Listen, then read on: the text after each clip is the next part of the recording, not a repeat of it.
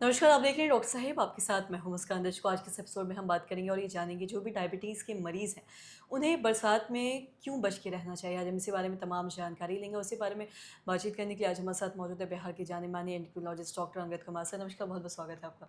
Sir, आपसे जानना चाहेंगे जो भी डायबिटीज़ के मरीज़ हैं, उन्हें बरसात के मौसम में अक्सर ऐसा कहा जाता है कि बच के रहने की ज़रूरत है। मैं आपसे जानना चाहूँगी इसका क्या कारण है और क्यों बच के रहना और कैसे प्रिकॉशन लेना है ताकि आगे जाके कोई दिक्कत ना हो?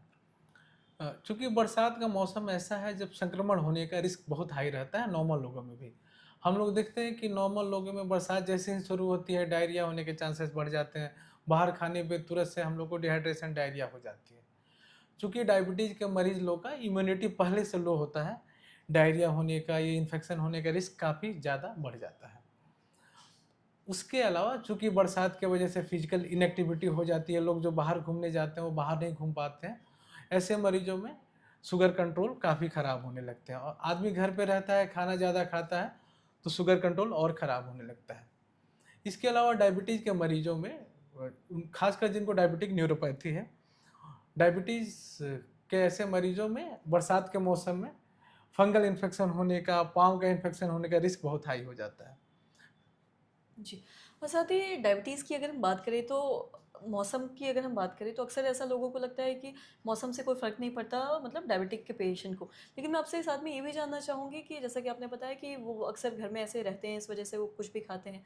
अगर हम चाय पीने की बात करें, तो एक जो डायबिटीज़ का मरीज़ है, क्या वो चाय पी सकता है दिन भर में? अगर हम शुगर के साथ की ही बात करें, अगर उसका स्टार्टिंग ही है, अगर ज़्यादा भी नहीं डायबिटीज़ रह रहा है, तो क्या चाय पीना उनके लिए सही है या गलत?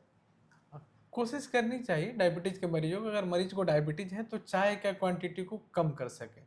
चीनी को कोशिश करें कि एकदम ना लें, चीनी गुड़ को अलग से ना डालें।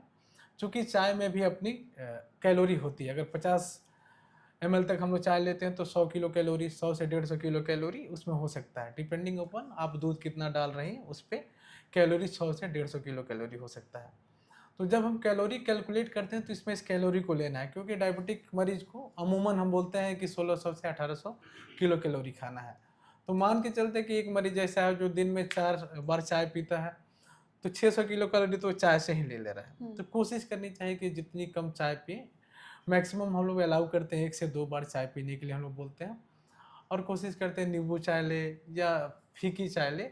हुँ। अगर बहुत लोगों को चीनी की ज़रूरत पड़ती है तो शुगर फ्री जो नेचुरल शुगर आर्टिफिशियल स्वीटनर है, स्टीविया जैसा है, शुगर फ्री है, उसको अ, ले सकते हैं हम लोग।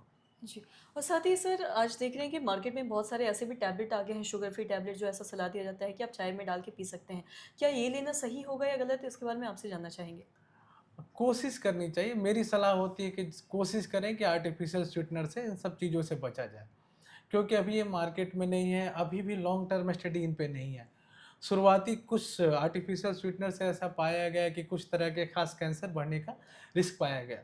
हालाँकि बाकी स्टडी में वैसा रिस्क नहीं पाएगा, बट मेरी सलाह है, चूँकि जब तक ये चीज़ एकदम पुष्ट नहीं हो जाती है, आर्टिफिशियल स्वीटनर से बचें।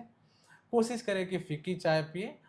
हमें ये शुगर की आदत इन्हेरेंटली बचपन से नहीं पता होती है। हम लोग घर में एक सिस्टमिक ढंग से शुगर खाने की आदत लगाते हैं और वो आदत हमें लग जाती है।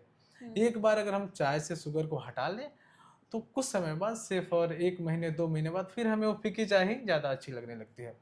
तो कोशिश करें, यदि अवॉइड कर सकें तो अवॉइड करें, और अगर लेना पड़े तो बहुत हल्की मात्रा में आर्टिफिशियल स्वीटनर को लिया जा सकता है। जी।